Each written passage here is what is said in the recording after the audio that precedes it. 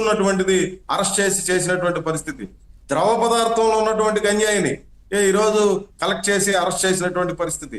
ఇవన్నీ ఎక్కడికి పోతున్నాయి? ఈ చాక్లెట్లు ఎవరికి అమ్ముతారు?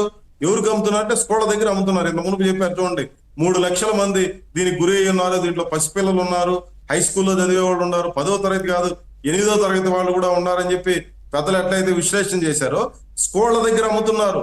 ఈ రోజు కాలేజీ విద్యార్థులు దీనికి బలైపోతున్నటువంటి పరిస్థితి ఉంది. అదే మాదిరి విచ్చలవిడి బూతు సంస్కృతి, అశ్లీల సినిమాలు ఈ రోజు వచ్చేసినటువంటి సెల్ ఫోన్లు, లేదంటే మనకు అరచేతిలోనే ఈ రోజు ఒక్క క్లిక్ తో నీకు లక్షల సంఖ్యలో వేల సంఖ్యలో బూత్ సినిమాలన్నీ వచ్చేస్తున్నటువంటి వీటన్నిటి మీద నియంత్రణ చేయగలిగే పరిస్థితి ఎవరి చేతిలో ఉంది?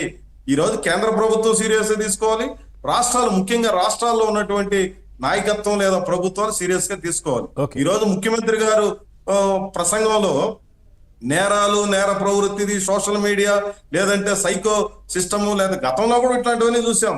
ఓరుగొడ్డ అనిల్ అనే అతను ఎంత దుర్మార్గంగా, ఎంత అమానుషంగా ప్రవర్తించాడో మనం అంతా చూసాం.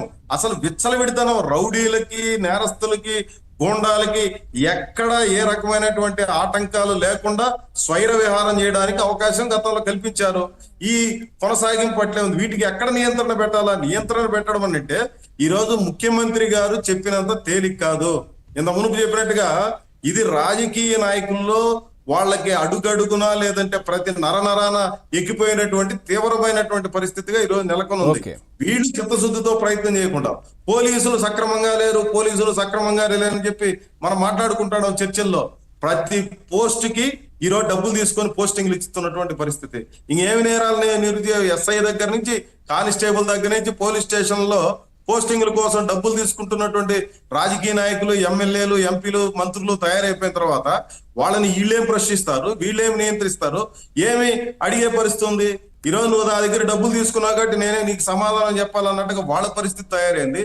లేదంటే అధికారంలో ఉండేవాడు ఎన్ని తప్పులన్నా చేయొచ్చు, వాళ్ళని ఎవరు పోలీసులు ఇచ్చిన డబ్బులు మళ్ళీ సంపాదించుకోవాలి కదా.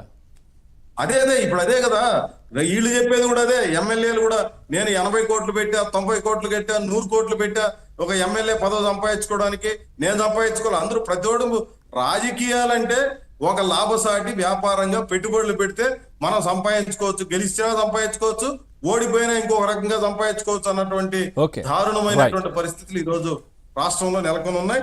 దాన్ని సరిచేయడం కోసం చిత్తశుద్ధితో ప్రయత్నం చేయాలి. అదేదో చెప్పినంత తేలిక, ముఖ్యమంత్రి గారు అసెంబ్లీలో ప్రసంగం చేసినంత తేలిక నేను అనుకోవడంలో అది చిత్తశుద్ధితో ప్రయత్నం చేస్తే ప్రజలు స్వాగతిస్తారు. చిత్తుగా ఓడించారు వైసీపీని ఈ ఎన్నికల్లో. ఎందుకంటే ఇట్లాంటివన్నీ భరించలేక, వాటిని భరించే శక్తి కోల్పోయి అసహనంతో ప్రజలు ఇచ్చినటువంటి తీర్పు.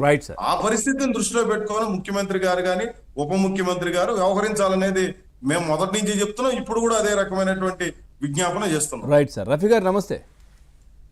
నమస్తే సార్. రైట్. రఫీ గారు ఏం చెప్తారు? ఈరోజు ముఖ్యమంత్రి గారు చాలా సీరియస్ గా అయితే స్పందించారు. రాష్ట్రంలో ఇంకా కూడా అప్పటి ఆనవాళ్ళు ఏదైతే డ్రగ్స్ సంబంధించి కావచ్చు, గంజాయికి సంబంధించి కనిపిస్తా ఉన్నాయి. ఈ మహిళల పట్ల అసభ్యకరంగా ప్రవర్తించినా కఠిన చర్యలు తీసుకుంటామని చెప్పారు. ఎవరైతే అట్లాంటి కొన్ని చిన్న చిన్న సంఘటనలు జరిగాయో దానికి సంబంధించి చర్యలు కూడా కంటిన్యూ అవుతున్న పరిస్థితులు. అయినా కానీ ఇంకా కూడా రాజకీయ నాయకుల దగ్గర నుంచే మార్పు రావాలి అనేది చాలా మంది చెప్తున్న పరిస్థితులు. ఏం చెప్తారు సార్? వినపడుతుందా మురళి గారు, పవన్ గారు? వినపడుతుంది సార్, కంటిన్యూ. సార్ నమస్తే మీకు, అలాగే మురళి గారికి, అలాగే అంకేమరావు గారికి,